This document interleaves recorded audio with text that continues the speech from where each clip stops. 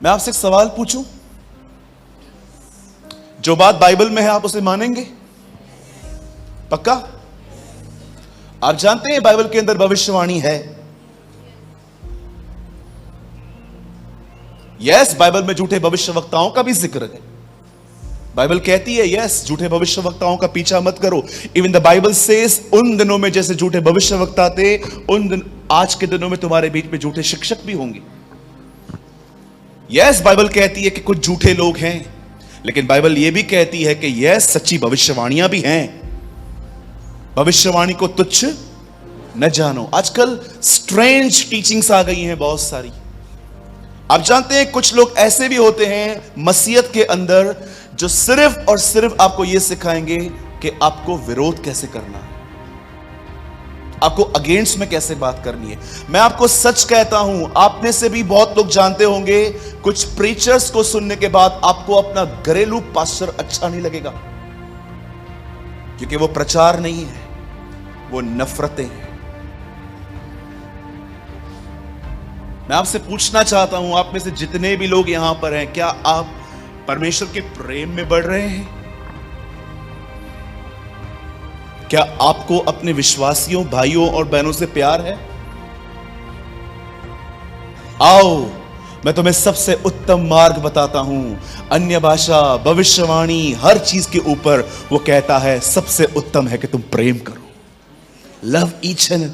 यीशु मसीह ने यह बात सिखाई। इतिहास कहता है 95 साल की उम्र में जब यूहन्ना बूढ़ा हो गया और वो चल नहीं पाता था, बोल नहीं पाता था, और कई लोग उसे एक कुर्सी पे बिठा के एक मार्केट की प्लेस पे लेके आते थे और धीमे से बोलते थे, कुछ बोल यूहन्ना।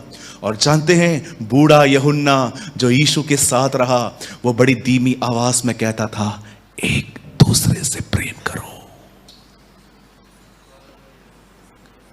Love each other.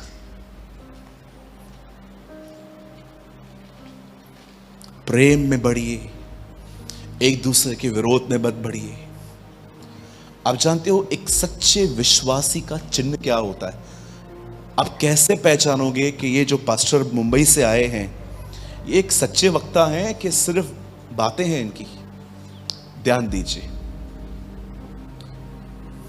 बाइबल बताती है एक समय था जब परमेश्वर ने राज्य दाऊद को लौटा दिया। आप जानते होंगे शाऊल विफल हो चुका था।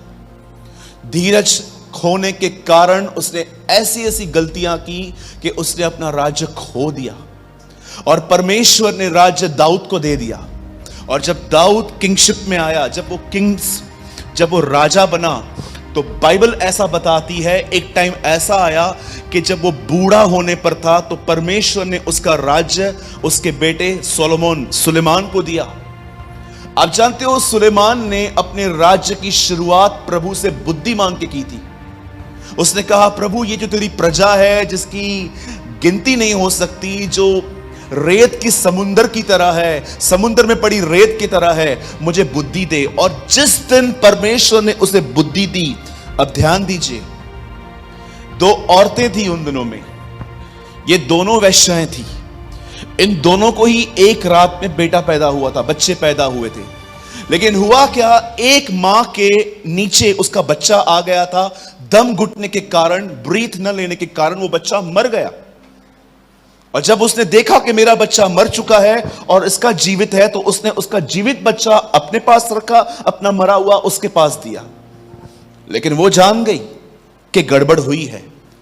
अब केस पहुंचा सुलेमान के पास, और सुलेमान को जैसे ये बातें समझ में आई, सुलेमान उनके ब्लेम गेम्स को देख रहा था, ये एक दूसरे पे दोष लगा रहे हैं।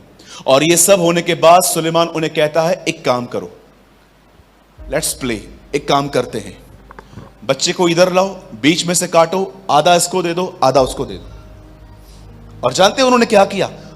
पिक्चर बाइबल में मैंने देखा, उन्होंने बच्चे को टांग से पकड़ा उल्टा और उसको काटने वाले थे। और जानते हैं जो उसकी मां थी, जो उसकी सच्ची मां थी, उसने क्या कहा? टच मत करना, इसे चलेगा, उसके पास रहने दो। हाथ में क्या था? बोलिए देह, बोलिए बॉडी। आप जानते हो एक सच्ची मां कभी देह को नहीं काट सकती। एक सच्चा विश्वासी कभी अपने भाई बहनों को बदनाम नहीं कर सकता। नेवर। वो बिल्ड करेगा।